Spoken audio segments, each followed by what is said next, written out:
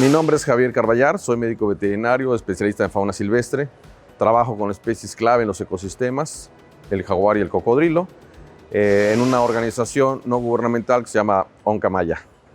Javier, muchísimas gracias por participar del programa. Bueno, estamos acá por diferentes motivos en esta reunión, pero me resultó muy interesante tu comentario sobre una especie que para nosotros en Argentina lamentablemente es casi historia, ¿no? Y ustedes, bueno, tienen esa suerte, para algunos pobladores locales a veces considerada desgracia o complicada, ¿no? Lo que nosotros llamamos el yaguareté en esta región todavía es, podríamos decir, no técnicamente, pero sí bastante abundante. Se producen muchos encuentros y es un habitante natural de esta región. ¿Podrías describirme un poco cuál es la situación con la cual se encontraron ustedes con las poblaciones de Onca, como le dicen, y por qué constituyeron esa ONG que empezó a trabajar en esta cuestión? Así es. El jaguar, bueno, se distribuye en las dos vertientes, tanto del Atlántico como del Pacífico, en el Golfo como en el Pacífico. Y nosotros lo que nos encontramos, y por la razón que creamos la organización, es porque en aquellos ayeres, alrededor del 2004-2005, la manera de estudiar a los jaguares era una de ellas a través de capturar al jaguar, ponerle un collar no era satelital, era radiotelemetría, y seguirlo para conocer el ámbito hogareño, para saber hasta dónde se desplazaba, cuántos había. No había muchos estudios al respecto. Y Yaul Ascarant había trabajado con los grandes felinos en Asia, poniendo cámaras trampa. Entonces quisimos empezar con esa nueva tecnología.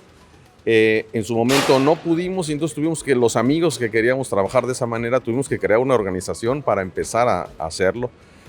Y lo comenzamos a hacer en 2006, 2007, en Yumbalam, que es una reserva que está al norte de Quintana Roo. Yumbalam significa, de hecho, señor jaguar. Balam es jaguar en maya. Y en esa zona comenzamos a hacer los primeros estudios y probar con las cámaras trampa. Y posteriormente, despuesito de esto, se hizo esto una locura en todos lados al conocerse la metodología que no nada más nosotros, sino ya varios más empezaban a utilizar. Y fue una herramienta que se utilizó para en 2009, inclusive a nivel nacional, hacer el primer censo nacional del jaguar.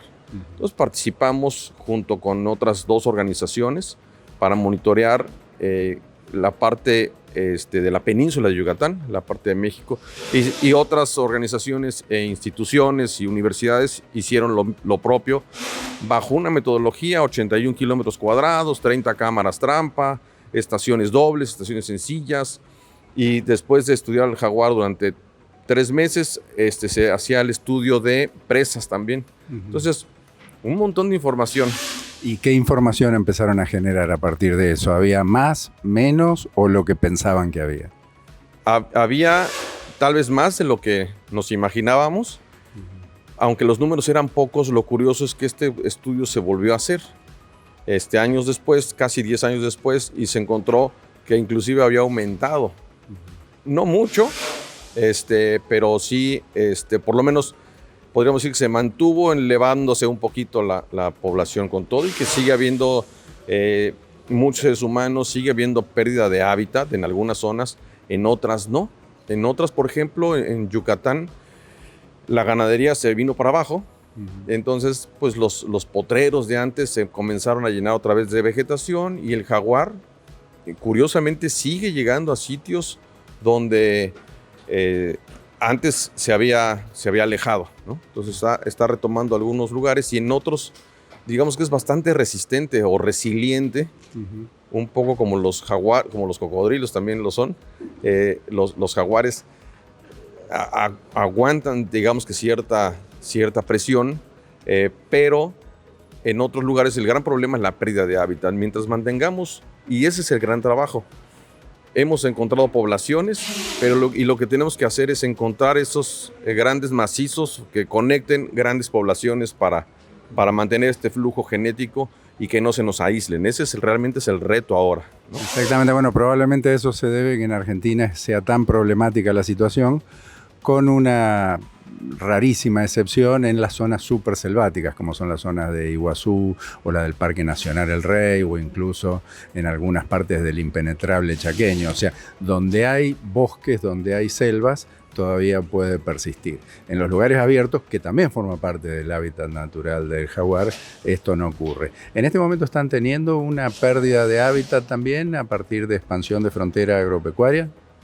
Seguimos perdiendo, tanto por la agropecuaria, ciertamente, como por el progreso. Sigue habiendo nuevas carreteras. Y el turismo. Y el turismo en algunas otras zonas, inclusive en la península de Yucatán, que es lo que más domino y conozco. Estos desarrollos empiezan en las costas, pero luego se empiezan a adentrar porque no quieren estar en este lugar lleno de cemento, entonces quieren algo más de naturaleza y se infiltran a hacer zonas campestres, como le llaman, ¿no? ¿Quiénes están más dispuestos a tolerar, digamos, la convivencia con el jaguar? ¿Los productores agropecuarios o la gente relacionada con el turismo? Los agropecuarios. Increíblemente, hay una estrategia en México que paga al productor si pierde alguna cabeza de ganado. Y no, casi no en la península de Yucatán no hay mucho, pero hay borregos, por ejemplo. Entonces, en lugar de que se venguen y maten al jaguar, se les paga por la pérdida del... ¿Ese reconocimiento compensa la pérdida? Compensa porque además viene acompañado de una estrategia técnica para que no vuelva a suceder. Sucede por malas prácticas ganaderas, entonces se aprovecha para dar una asesoría, para dar recursos, para dar apoyos y que esto no vuelva a suceder. Si sigue sucediendo y no acatan las reglas, pues ya no se les paga. Javier, muchísimas gracias. De nada, un gustazo.